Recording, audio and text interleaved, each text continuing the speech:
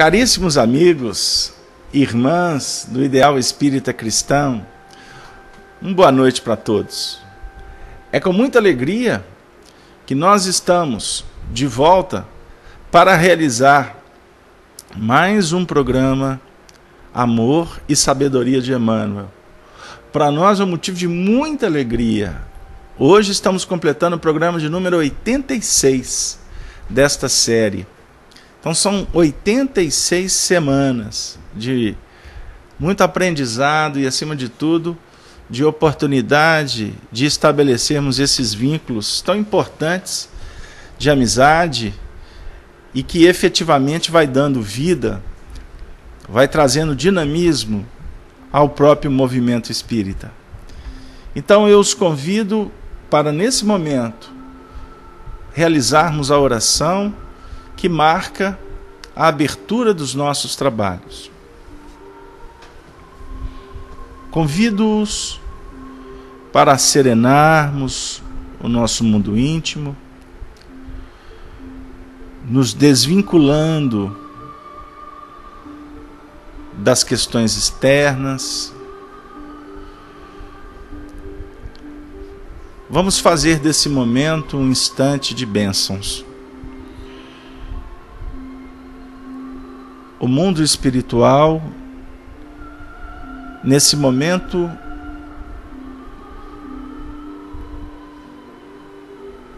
se conjuga para auxiliar a todos nós.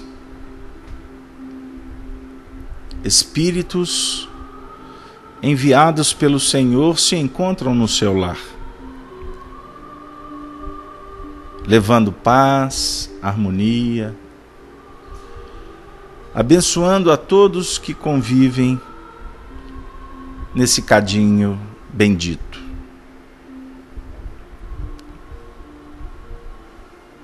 Por isso, para banquetearmos com eles, na oferta que só a misericórdia favorece, vamos recordar Jesus, daqueles momentos singulares em que Ele esteve no meio de todos nós. E ao lembrar do Rabi, o nosso coração expressa em respeito, em admiração, a oração que ele nos ensinou.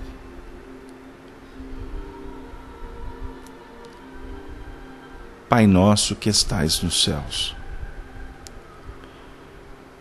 santificado seja o vosso nome. Venha a nós o vosso reino.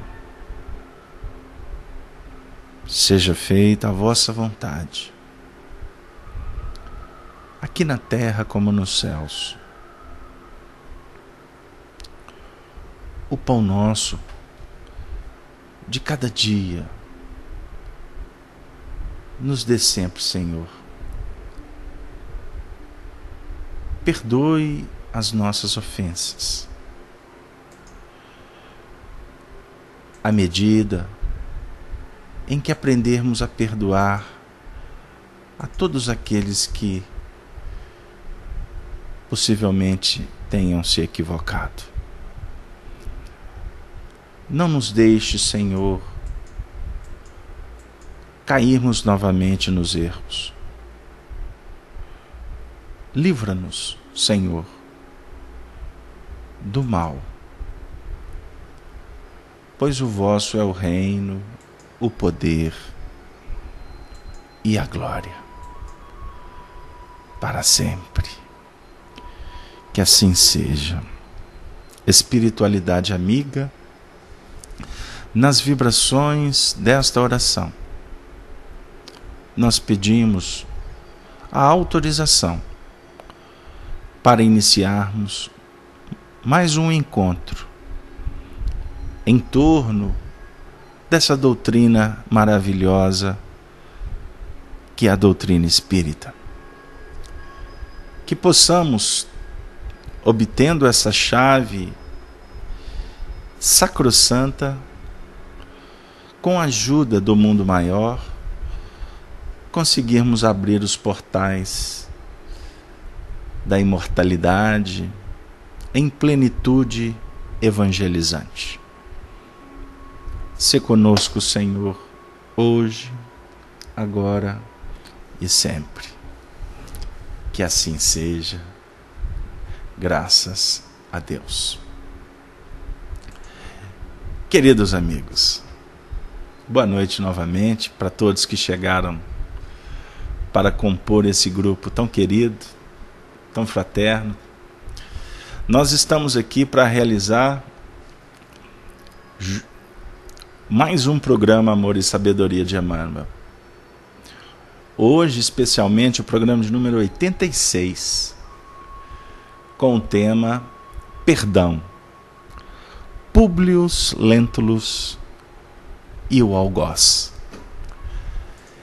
Nós vamos, nesse momento, agradecer à espiritualidade, principalmente a Emmanuel e ao seu fiel representante entre nós, que foi Chico Xavier, por ter nos brindado com essa obra extraordinária, o livro Há 2000 anos, psicografado no final da década de 30, no século passado. Essa obra que nos oferece a história do senador Lentulus. Como ele disse na abertura do livro, ele iria apresentar a personalidade arrogante e orgulhosa que ele efetivamente trazia em suas experiências e que vivera aos tempos de Jesus. E ele, de uma forma extremamente humilde, disse que o plenário das nossas opiniões iriam avaliar as suas escolhas, o seu comportamento. E nós estamos aqui há muitos meses, eu agora nem vou precisá-lo, refletindo em torno dessa história. E nós estamos, vou dizer assim, com um misto de alegria e tristeza. Repetindo, alegria por estarmos refletindo em torno dessa obra bendita, que poderia ser estudada por nós, não apenas lida como uma história como outra qualquer, mas uma história com um cunho extremamente elevado, moralizante e libertador. Mas a nossa tristeza é porque estamos caminhando para o fim. Na última semana, por exemplo, nós trabalhamos o pedido de Lívia, a esposa do senador, para voltar ao plano terreno para auxiliar a sua alma gêmea, a sua alma metade, mas também a todos aqueles seus familiares e amigos que ficavam na terra. E, por uma questão circunstancial do trabalho, nós demos um salto, porque o nosso objetivo, como dito no início, não seria estudar o livro inteiro, mas pensar alguns aspectos de acordo com a inspiração, com a orientação que viria ao longo do trabalho. E a história se desenvolveu com a presença de Lívia espiritualmente para ajudar os seus familiares. Os anos se passaram e, a título de lembrança, já bem mais velho, o amigo do senador, então, na condição de imperador, Vespasiano, convidou-o para uma conversa e dali designou a ele uma missão. Junto com seu amigo, também senador Pompílio Crasso, acompanhar o seu filho Tito Vespasiano, general romano, liderando legiões para fazer a invasão, o cerco a Jerusalém. E um dos motivos da presença do senador Lentulus, além da dedicação, da seriedade e da confiança depositada de Vespasiano sobre ele, aquele período que ele viveu na Judéia, nos tempos de Jesus, definia para ele muita autoridade por conhecer os costumes e a região propriamente dita. Então, assim aconteceu, o cerco se fez, muitas mortes aconteceram, e a história apresenta para nós detalhes que vale a pena pesquisar. Porque como a gente tem observado no estudo da própria história espiritual, é importante que a gente entenda a história como pontos que auxiliam no encaminhamento do grande futuro. Agora, um outro detalhe, nos deparando, por exemplo, com as próprias profecias, a gente observa que a história se repete. Os ciclos se abrem, se fecham, concedendo a todos a oportunidade de se ajustarem no contexto da arquitetura da evolução planetária, coletiva e individual. Um fato extremamente marcante, nós estamos resumindo, que no meio da batalha, alguns romanos foram presos pelos rebeldes judeus. E dentre eles, os 2 senadores, Públio Lentulus Cornélios e o seu amigo senador Pompílio Crasso. Emmanuel conta essa passagem com muitos detalhes, uma cena marcante, que vão se reencontrar 2 inimigos, o senador Lentulus e um dos líderes judeus, André de Gioras. André de Gioras, que foi inclusive aquele que por vingança raptou o filho Marcus Lentulus, filho de Emmanuel. E a história nos relata que ele o fez de escravo posteriormente, dando a ele o nome de Ítalo. E um dos pontos mais fortes da história é que depois de mandar Pompílio Crasso ele mandar os seus guardas assassinarem Pompílio Crasso, diante do seu inimigo, numa coincidência, sabendo nós que coincidência não existe no caminho,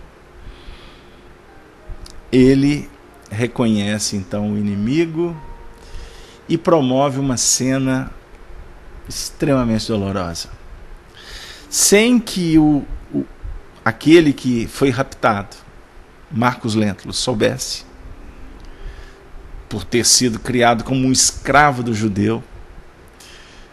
Ele humilhou, foi uma forma de vingar o pai. Ele manda que Ítalo, com um ferro em brasa,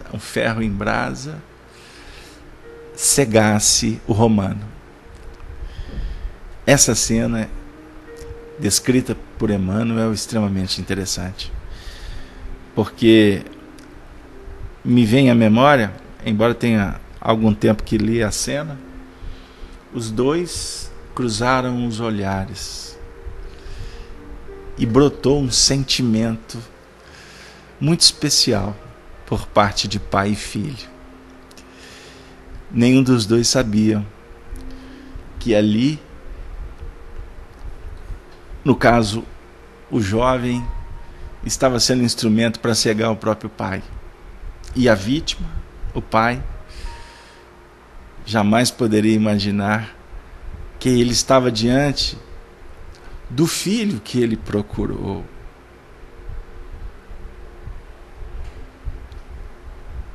durante tantas décadas, que foi um motivo de profundo sofrimento do pai. Essa cena é extraordinária. Então, mais à frente, depois de cego, houve uma reviravolta no fronte. Aquele agrupamento que houvera aprisionado os romanos, foram uma parte deles mortos e outros capturados. E o nosso senador Lentulus, dentro das circunstâncias naturais da vida, foi também, em tese, recuperado. Porém, na triste situação de cego. Cego. Na abordagem dele, ele que foi um cego, embora tendo a visão física, pois ele teve tudo na mão e não pôde, por não querer ver a luz. Ele estava diante da representação da luz, que foi sua alma gêmea, o amor de sua vida que reencarnara para lhe ajudar, mas também esteve diante da luz do mundo, no encontro extraordinário com Jesus.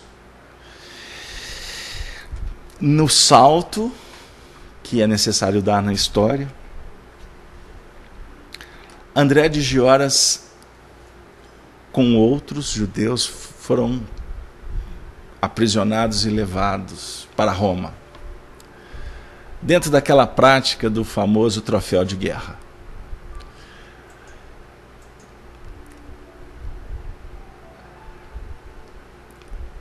Os soldados, o séquito, a procissão, adentrando em Roma, sobre o aplauso da massa enlouquecida.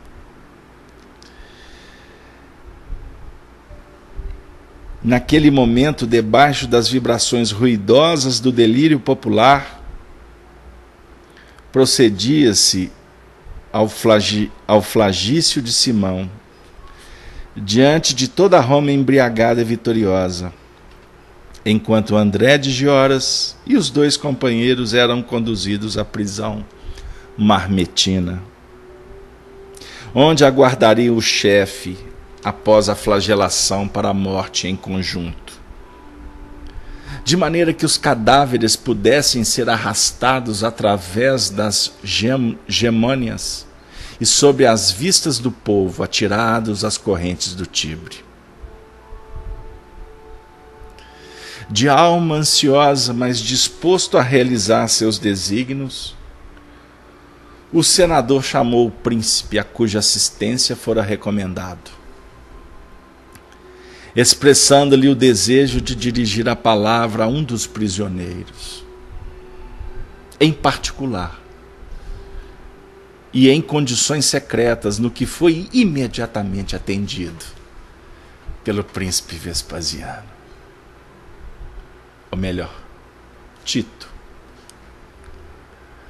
Domiciano tomou-lhe do braço com atenção e, conduzindo-o a uma dependência da prisão sinistra, determinou a vinda de André a um cubículo isolado e secreto, conforme o desejo de Públio, aguardando o fim da entrevista numa sala próxima, juntamente com alguns guardas. Tão logo penetrou o condenado para o interrogatório do antigo político do Senado. Defrontando-se os dois inimigos, tiveram estranha sensação de mal-estar. Públio Lentulus, observem que interessante, Públio Lentulus não mais podia vê-lo, mas se os seus olhos já não tinham expressão emotiva, crestadas para sempre, as pupilas claras e enérgicas. Seu perfil ereto manifestava as emoções que o dominavam. Senhor André, exclamou o senador, profundamente emocionado. Contra todos os meus hábitos, provoquei esse encontro secreto, de modo a esclarecer minhas dúvidas sobre as palavras reticenciosas em Jerusalém. No dia em que consumastes vossas impiedosas determinações a meu respeito. Não quero agora entrar em pormenores sobre a vossa atitude, mas tão somente informar-vos, neste momento, em que a justiça do império vos toma a sua conta, que tudo fiz por devolver-vos o filho prisioneiro, cumprindo um dever de humanidade. Ao receber as vossas súplicas, lamento que as minhas providências tardias não alcançassem o efeito desejado, fermentando tão violenta odiosidade no vosso coração. Agora, porém, não mais ordeno. Um cego não pode determinar providências de qualquer natureza. Em face das penosas injunções da sua própria vida. Mas solicito o vosso esclarecimento sobre a personalidade do escravo que me crestou a vista para sempre.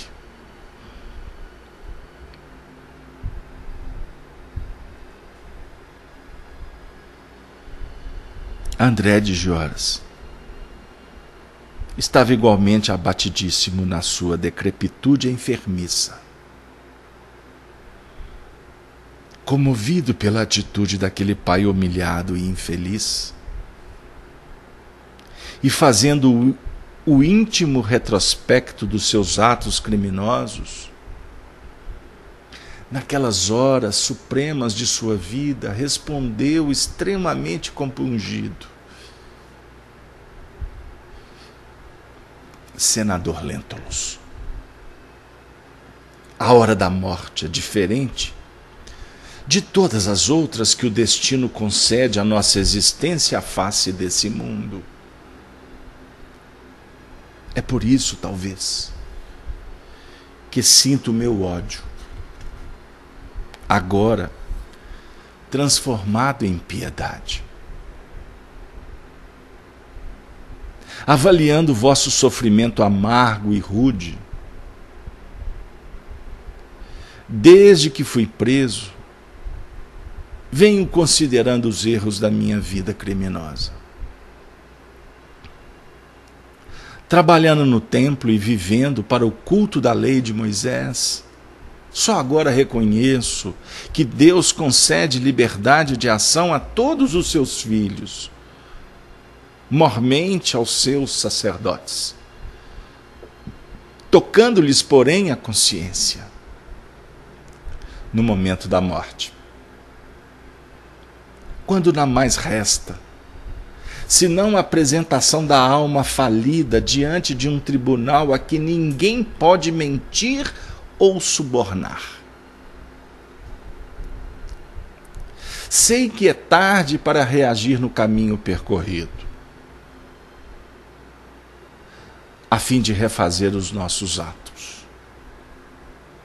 Mas um sentimento novo me faz falar-vos aqui com a sinceridade do coração que, acicatado pelo julgamento divino, já não pode enganar a ninguém. Há quase 40 anos, vossa austeridade orgulhosa determinou a prisão de meu único filho, remetendo-o impiedosamente para as galeras, e debalde implorei a vossa clemência de homem público, para o meu espírito desamparado. Das galeras, contudo, meu pobre Saul foi remetido para Roma, onde foi vendido miseravelmente no mercado de escravos ao senador Flamínio Severus.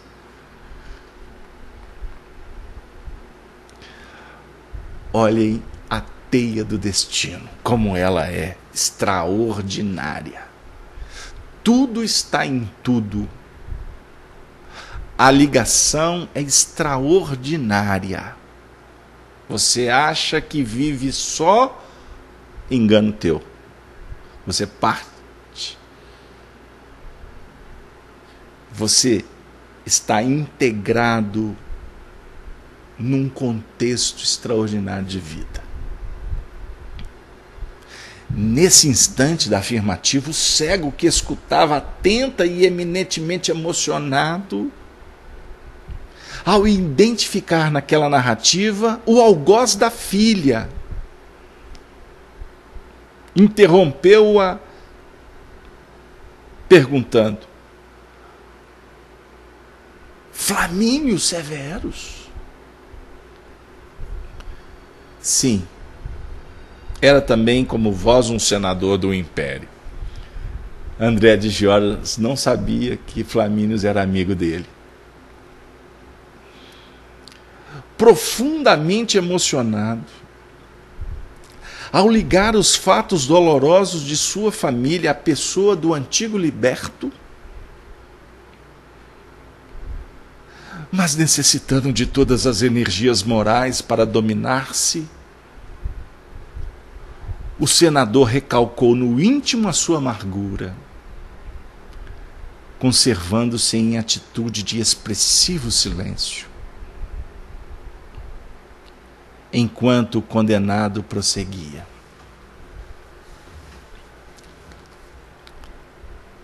Saul, todavia, foi feliz.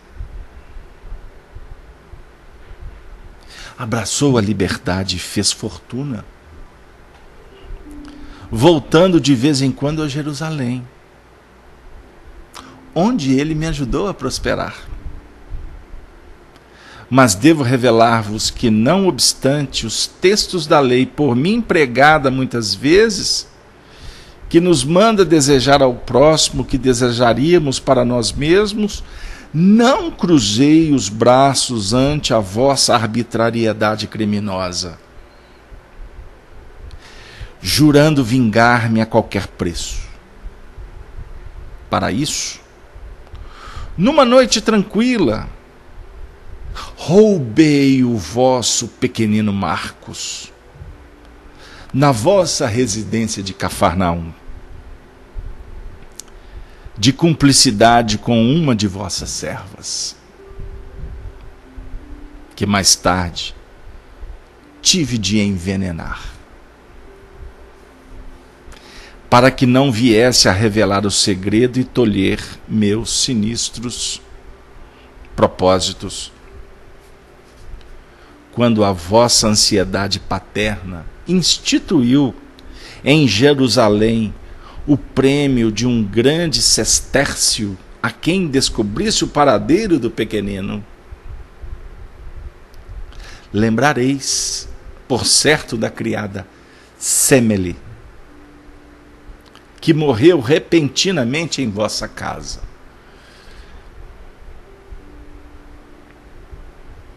Enquanto André de Gioras se detinha na triste confissão que lhe tocava as fibras mais íntimas da alma,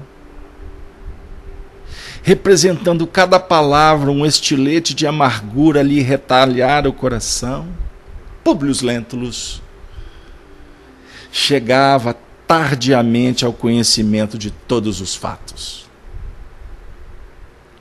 recordando os angustiosos martírios da companheira, como esposa caluniada e mãe carinhosa. A calúnia foi imputada sobre ela. Impressionado, porém, com o seu silêncio doloroso, André continuou: pois bem, senador, obedecendo os meus sentimentos condenáveis,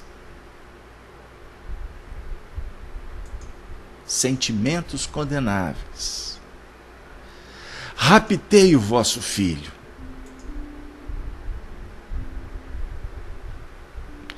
que cresceu humilhado nos mais rudes trabalhos da lavoura. Aniquilei-lhe a inteligência, favoreci-lhe o ingresso aos vícios mais desprezíveis, pelo prazer diabólico de humilhar um romano inimigo, até que culminei na minha vindita em nosso encontro inesperado. Mas agora estou diante da morte e não sei enxergar mais a nossa situação, senão como pais desventurados. Sei que vou comparecer breve ao tribunal do mais íntegro dos juízes.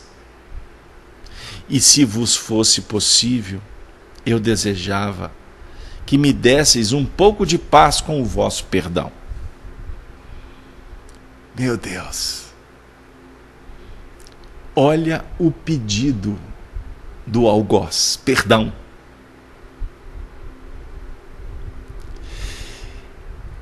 E vale um detalhe: Saul de Gioras, filho de André, infelicitou a família de várias formas, inclusive com a cegueira da filha dele, Lentulus Flávia.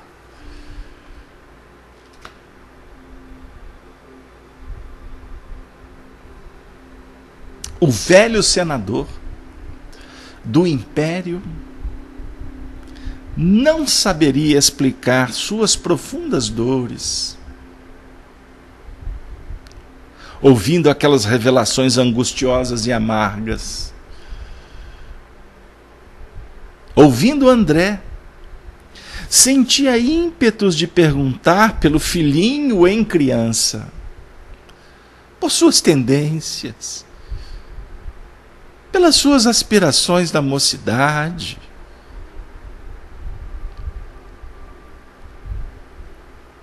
Desejava inteirar-se dos seus trabalhos, das suas predileções. Desejava inteirar-se dos seus trabalhos, das suas predileções, mas cada palavra daquela confissão amargurosa era uma punhalada nos seus sentimentos mais sagrados.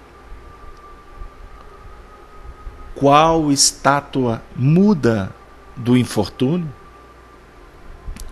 Ainda ouviu o prisioneiro repetir, quase em lágrimas, arrancando-o das suas divagações sombrias e tormentosas: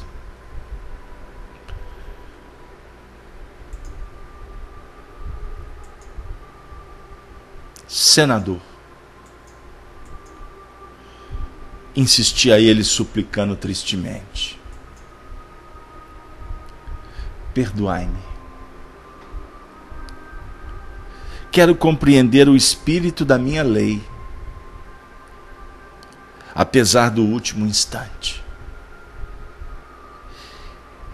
Relevai meu crime e dai-me forças para comparecer diante da luz de Deus. Públio ouvia-lhe a voz súplice, enquanto uma lágrima de dor indescritível rolava dos seus olhos tristes e apagados. Perdoar. Perdoar. Perdoar. Como? Como? Não fora ele, Públio, o ofendido, e a vítima de uma existência inteira. Singulares emoções abalavam-lhe o íntimo, enquanto numerosos soluços lhe morriam na garganta opressa.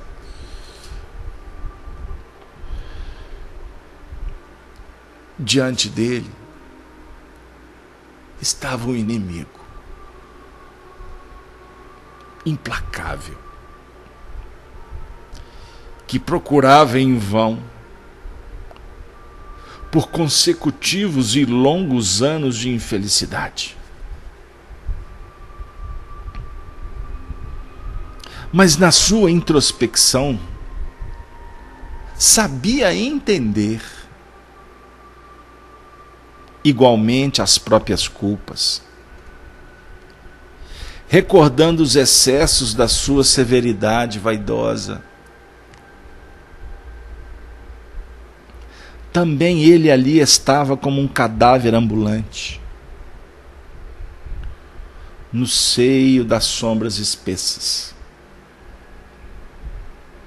De que valeram as honrarias e o orgulho desenfreado?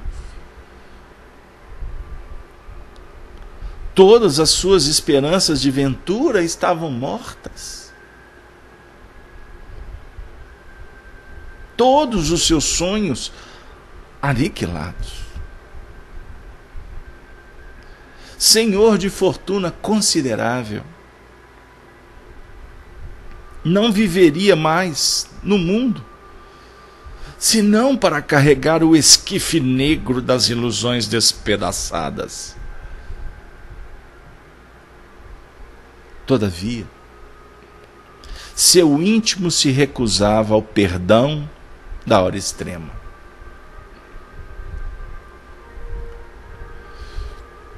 Foi então que se lembrou de Jesus e da sua doutrina de amor.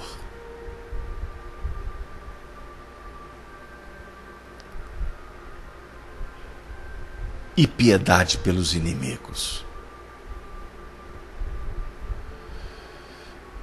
Passa pela nossa mente,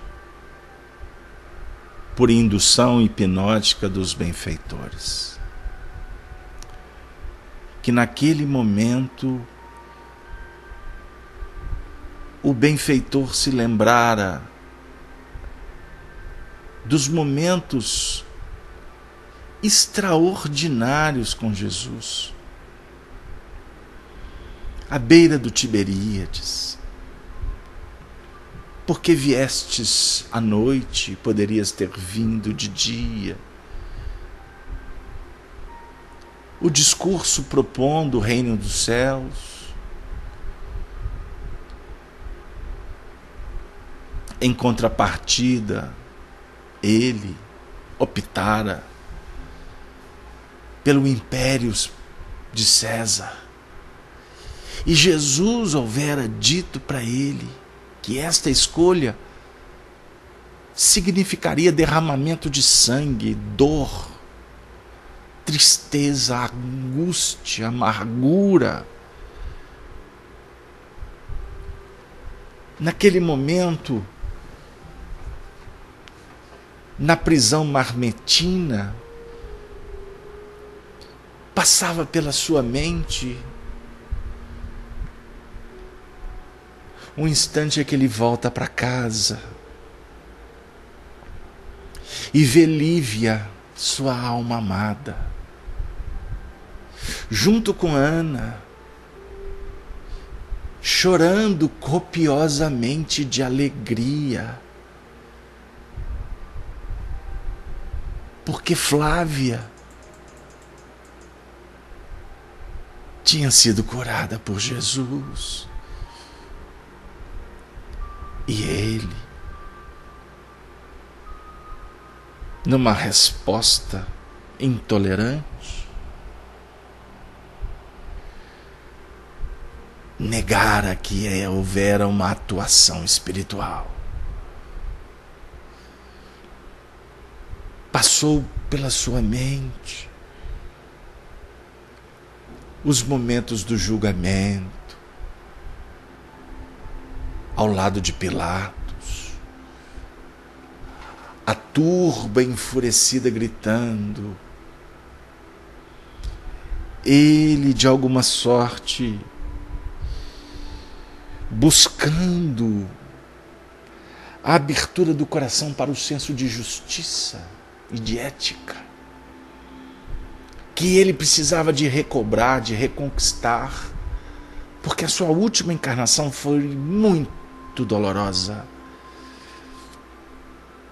O preço foi alto por ter esquecido da lei divina. Passava pela sua mente aquele homem santo, que ele, de alguma forma, tentava encontrar algum recurso para livrá-lo daquela desmoralização sem sentido. A escolha de Barrabás como sugestão, para quem sabe, por ser um delinquente,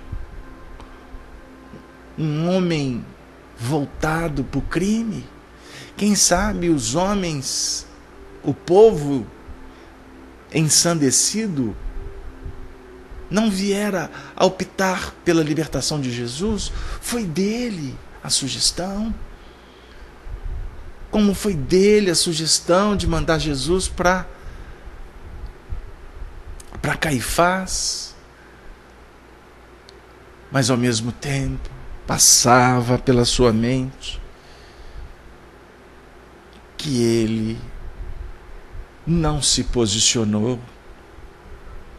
Ele foi político sorrateiro. Ele preferiu manter a sua posição do que efetivamente dar o seu contributo, como muitos de nós fazemos. Para ficar bem no sistema, a gente finge que está tudo bem. Muitas vezes preferimos ver alguém sendo escorraçado, torturado. Mas é melhor silenciar do que perder privilégios ou estar do lado dos derrotados. E muitas vezes, diante dos derrotados, ainda afirmamos que não sabíamos. Diante dos perdedores, ainda queremos nos posicionar como anjos, usando discursos prontos de bondade mentirosa. Somos nós, diante dos desafios do caminho, e hoje muito mais do que antes, o Senhor está nos convidando para testemunhar. Testemunhar a fé. Testemunhar a fé, o preço é alto, amigo. Testemunhar a fé, a dor dilacera.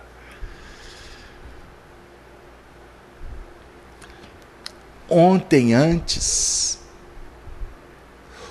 os soldados romanos morriam no fronte, agigantando coragem,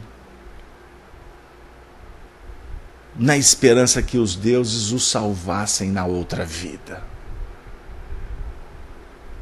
Por que nós, diante de tanto favorecimento orientativo, de tanta espiritualidade materializada do nosso lado,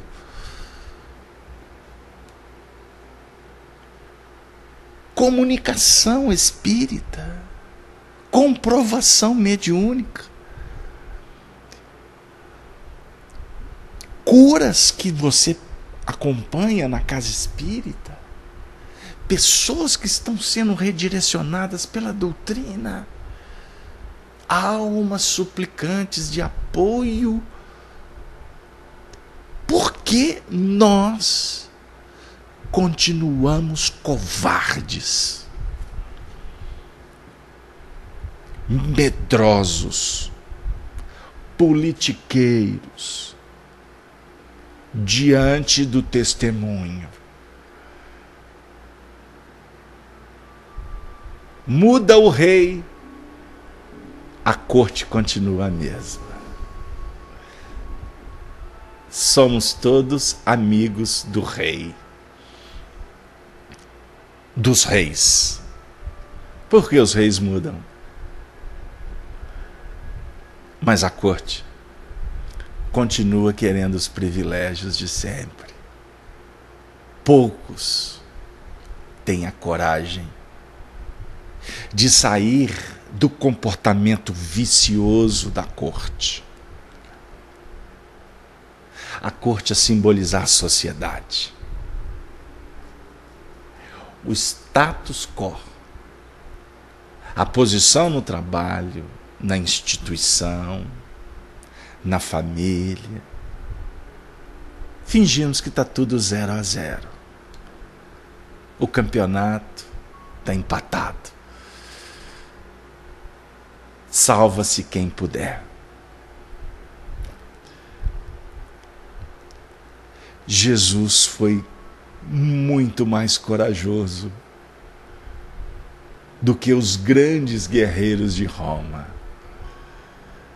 porque ele o fazia por amor, e a sua coragem é indestrutível, inquestionável. Desculpem o paralelo entre o soldado romano, o gladiador da arena, e Jesus e os cristãos. Porque os ideais são diferentes. A energia completamente sublimada. O amor num patamar sublime. Mas por que nós continuamos fingindo ser cristãos?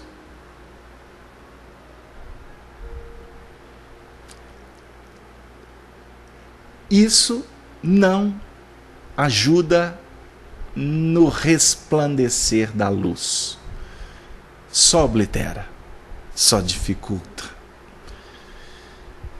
A dor era imensa, tudo isso passava pela mente do senador Lentulus. Naquele momento extraordinário, diante do seu algoz.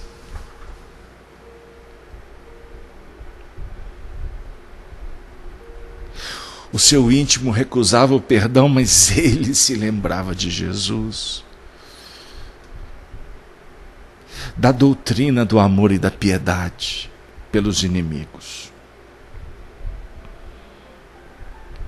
O mestre de Nazaré perdoara a todos os seus algozes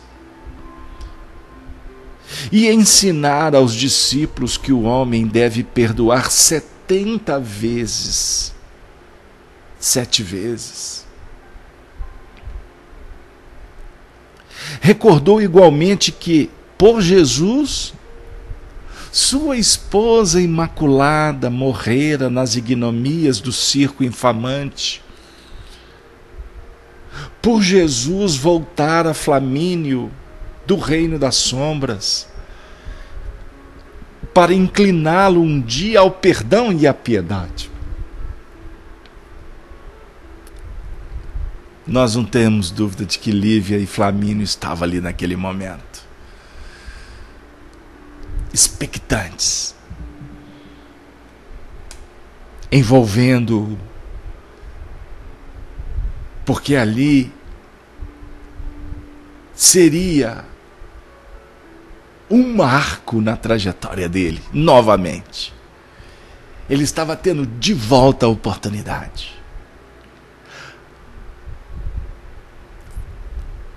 O painel caracterizava os ruídos de fora, que denunciavam que a hora derradeira de André estava próxima. O próprio Simão já caminhava vacilante e ensanguentado, depois do açoite, para o interior da prisão, epilogando o suplício. Foi então que Públio Lentulus, abandonando todas as tradições de orgulho e vaidade, sentiu que no íntimo da alma brotava uma fonte de linfa cristalina. Copiosas lágrimas desceram-lhe as faces rugosas e macilentas. Das órbitas sem expressões, dos olhos mortos, e como se desejasse fitar o inimigo com os olhos espirituais, a fim de mostrar-lhe a sua comiseração, exclamou em voz firme: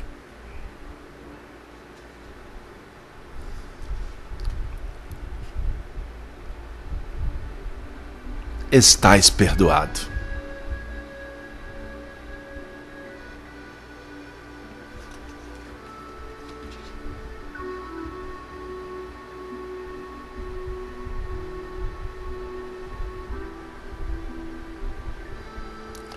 Voltando imediatamente à sala contígua e sem esperar qualquer resposta, compreendeu que era chegada a última hora do inimigo.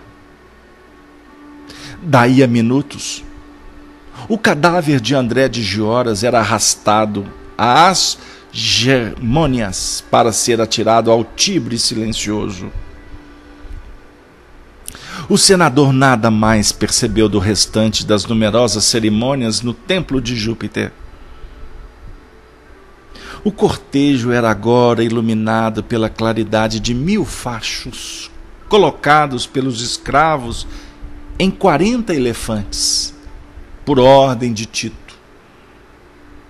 Ao cair das primeiras sombras da noite, mas o senador, acambrunhado nos seus padecimentos morais, regressava em liteira ao palácio do Aventino, onde se fechou nos seus apartamentos particulares, alegando grande cansaço.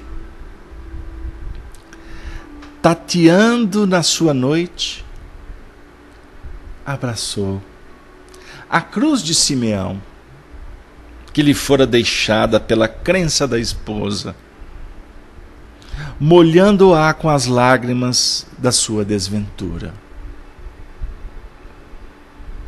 Em meditações profundas e dolorosas, pôde então compreender que Lívia vivera para Deus e ele para César, recebendo ambos compensações diversas na estrada do destino. E enquanto o jugo de Jesus fora suave e leve para sua mulher, seu altivo coração estava preso ao terrível jugo do mundo, sepultado nas suas dores irremediáveis, sem claridade e sem esperanças.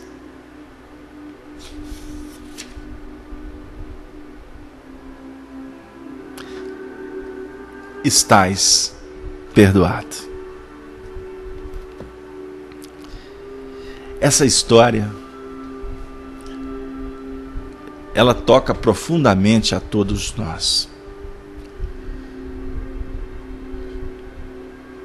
Porque ela fala do nosso próprio passado. Passado, muitas vezes cheio de glórias efêmeras, rico de tradições, de conquistas, que nos vinculam profundamente à Roma cesariana. Enquanto almas benditas que compreendem e se entregam ao amor do Senhor vão percorrendo a estrada da evolução, deixando rastros de luzes, para que todos nós, efetivamente, possamos nos despertar para uma nova vida, cheia de oportunidades, e que precisa de todos nós entrega sem peias, sem condições. Uma entrega plena, sacrificial, amorosa. Assim estaremos gradativamente compreendendo o papel da luz, do amor e da paz interior. É complexo comentar uma história. Fizemos questão de fazer a leitura desse trecho. Tivemos a grata oportunidade de ter conhecido alguns desses personagens, ter caminhado com eles, sendo que na última existência reencontramos de uma forma rápida com dois desses personagens. André de Gioras, reencarnado em Pedro Leopoldo, como um parente de Francisco Cândido Xavier. Ele foi casado com uma de suas irmãs, Luísa Xavier. O nome dele era Lindolfo Ferreira.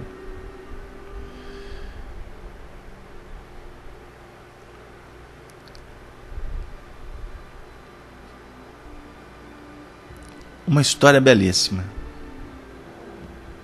que a ética não nos favorece declinar em público. Mas Lindolfo Ferreira teve uma grande oportunidade e foi se soerguendo no tempo. Hoje, caminha pelas sendas da ascensão. E nós tivemos a oportunidade de abraçá-lo em determinado momento, junto com a própria Semele, aquela que lá atrás contribuiu para um desfecho muito triste da própria trajetória de Marcos Lentulus. O que vale para todos nós é refletirmos quanto à misericórdia da providência divina, que jamais nos situa uns à frente dos outros sem uma finalidade de educação, de enobrecimento e de reajuste com a própria lei da justiça divina. Tudo tão mágico como a Cida de São Paulo está falando. Eu gostaria de abraçar a Carla do Rio Grande, o Carlos Lima de Contagem, a Cida, né, citada agora de São Paulo, a Cláudia, a Dani, o Fábio de Santa Maria, Ivani de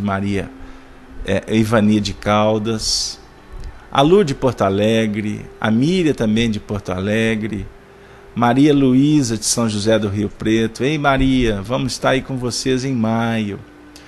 Marcilene de Fabriciano, a Mayra do Ceará, o Norival de São Bernardo dos Campos, Regina Celi, é isso mesmo? A Rita de Juiz de Fora, o Sérgio de Porto Alegre, a Silva de São Paulo, o Simplício, grande Simplício, está conosco aí desde a primeira hora, não é, Simplício? De Bento Gonçalves, Tony Gonçalves, querida Vanessa, o José Henrique, né? Zé Henrique, é isso mesmo.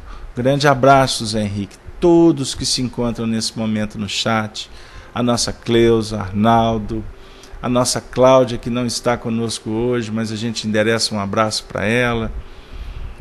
É um momento singular para todos nós.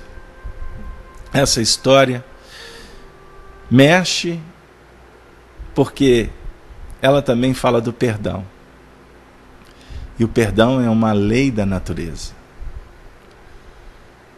E é através do perdão é que nós vamos descobrindo todos os mistérios do amor.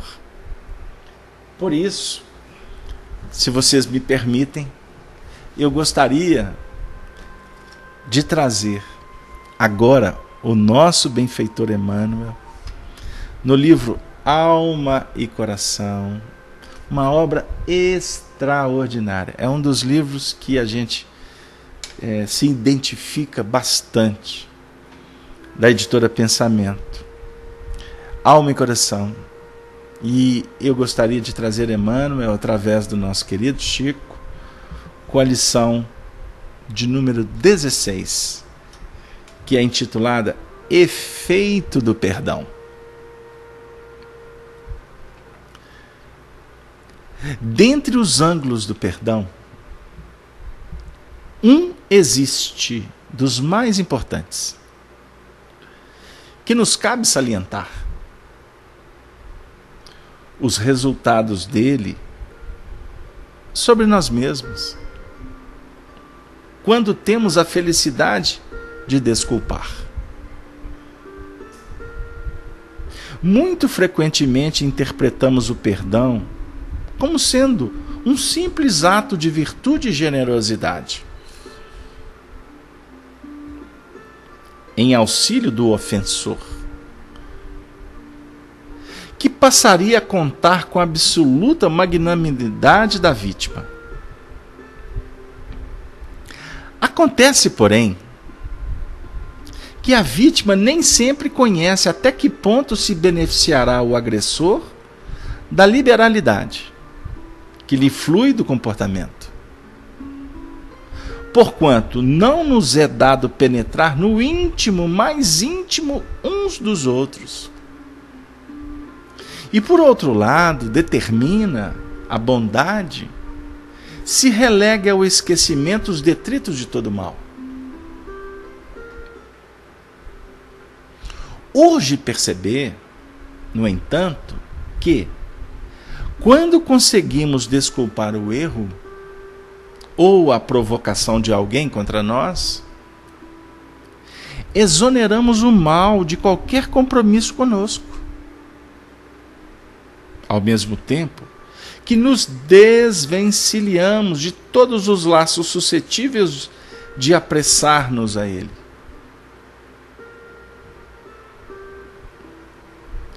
Pondera semelhante realidade.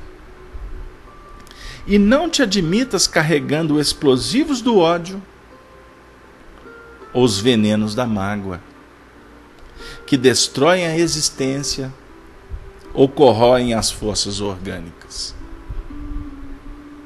arremessando a criatura para lavá-la da enfermidade ou da morte sem razão de ser. Efetivamente, conhecerás muitas vezes a intromissão do mal em teu caminho. Mormente, se te consagras com diligência e decisão à seara do bem, mas não te permitas a leviandade de acolhê-lo e de transportá-lo contigo, à maneira de lâmina enterrada por ti mesmo no próprio coração. Ante as ofensas quaisquer, defende de ti, pacifica-te e restaura-te, perdoando sempre. Nas trilhas da vida, somos nós próprios quem acolhe em primeiro lugar e mais intensamente os resultados da intolerância. Quando nos entrincheiramos na dureza da alma, sem dúvida, é impossível saber quando venhamos a articular o perdão em favor dos outros, se ele foi corretamente aceito ou se produziu as vantagens que desejávamos. Entretanto, sempre que ouvidemos o mal que se nos faça, podemos reconhecer de pronto os benéficos efeitos do perdão conosco, em forma de equilíbrio e de paz, agindo em nós. O benefício vai agir em nós outros. Queridos amigos, reflitamos nesse momento tão singular da vida. O Senhor da vida, Jesus, fala para nós sobre a oferta. A descrição nós separamos aqui do capítulo 5 de Mateus, o Sermão da Montanha. Ele diz assim: se trouxeres a tua oferta ao altar, e aí te lembrares de que teu irmão tem alguma coisa contra ti, deixa ali diante do altar a tua oferta, e vai reconciliar-te primeiro com seu irmão, e depois vem e apresenta a tua oferta. Reconciliar com o irmão é oferta. Quando a gente reconcilia com um irmão, você não precisa de voltar para o altar para depositar sua oferta. Porque a reconsideração, a reaproximação, já é a grande dádiva. A dádiva da vida, que abre portas, que aponta a esperança, que dinamiza a fé, que traz paz, que nos aconchega no colo da mãe natureza expectante, que aguarda o filho exuberante para o crescimento estuante em plenitude de amor. Meus caríssimos irmãos, amigos da Rede Amigo Espírita, todos vocês que se sintonizam com este programa, Amor e Sabedoria de Emmanuel, Só nos resta, nesse momento, agradecer a Deus por tudo que Ele nos concede, inclusive a faculdade da vida. Que possamos sair pelo caminho espalhando as dádivas que o Senhor está nos concedendo. A doutrina espírita, para nós, é a grande oportunidade. Que possamos falar da doutrina pelos nossos exemplos. Contar, cantar, encantar a imortalidade da alma para todos que caminham distantes de Jesus. Pois só assim estaremos verdadeiramente com Ele. Não na condição de religiosos que vamos tê-lo no templo, ou pelo livro, ou pela a oração, mas estar em comunhão com Ele pela prática do bem, a excelsa caridade. Tenham todos, minhas amigas, meus amigos, minhas irmãs e meus irmãos, uma boa noite. Que a espiritualidade continue levando tantos recursos para os nossos familiares, como agora, que visitam a tantos lares aqui representados.